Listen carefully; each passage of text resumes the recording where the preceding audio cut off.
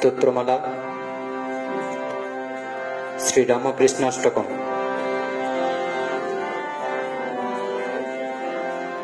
विश्वस्वधाता पुरुषस्तमाद् व्यक्तेन रूपेण तत्त्वं तवेद्यम्। हे राम कृष्ण त्वयि भक्तिहीने, हे राम कृष्ण त्वयि भक्तिहीने, कृपा कटाक्षं गुरुदेव नित्यम्। कृपा कटाक्षं गुरुदेव नित्यम्। तं पश्येश्वरं सृजसि त्वमेव, त्वमादिदेव विनिहंसि सर्वम्। हे राम कृष्ण त्वयि भक्तिहीने, हे राम कृष्ण त्वयि भक्तिहीने, कृपा कटाक्षं गुरुदेव नित्यम्। कृपा कटाक्षं गुरुदेव नित्यम्। मायां समाश्रित्य करोषि लीलां, भक्तान् समुद्धर्तुं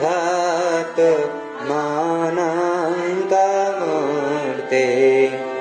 हे राम कृष्ण त्वयि भक्तिहीने, हे राम कृष्ण त्वयि भक्तिहीने, कृपा कटाक्षं गुरुदेव नित्यम्। कृपा कटाक्षं गुरुदेव नित्यम्।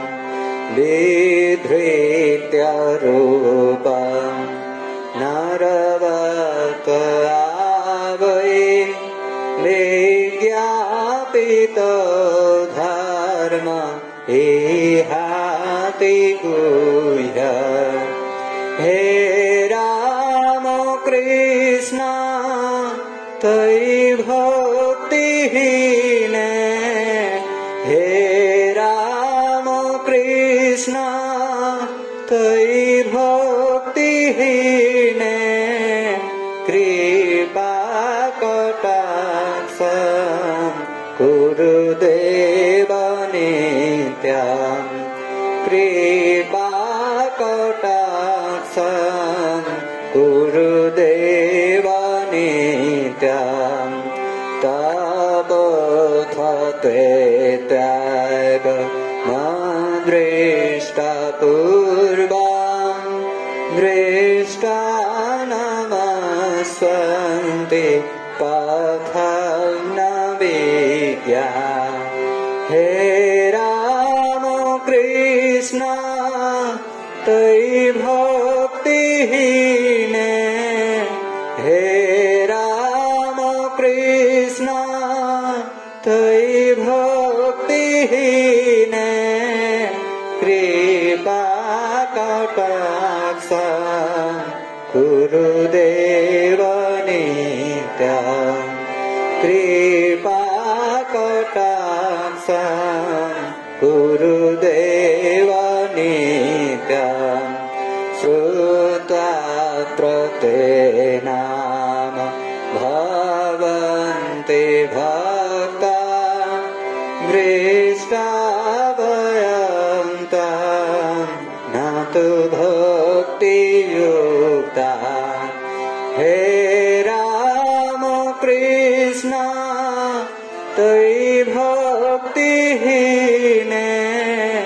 हे राम कृष्ण तयि भक्तिहीने कृपा कटाक्ष गुरुदेव नित्या कृपा कटाक्ष गुरुदेव नित्या सतं विभुं शान्त मानादिरूपं प्रसादये त्वां जन्मन्तशून्यं हे राम कृष्ण तयि भक्तिहीने हे राम कृष्ण तयि भक्तिहीने कृपा कटाक्ष गुरुदेव नित्या कृपा कटाक्ष देव नित्या जानामि तत्त्वं न हि देशिकेन्द्रं किं ते स्वरूपं किमु भावजातं हे राम कृष्ण तयि भक्तिहीने हे राम कृष्ण तयि भक्तिहीने कृपा कटाक्ष गुरुदेव नित्या कृपा कटाक्ष गुरुदेव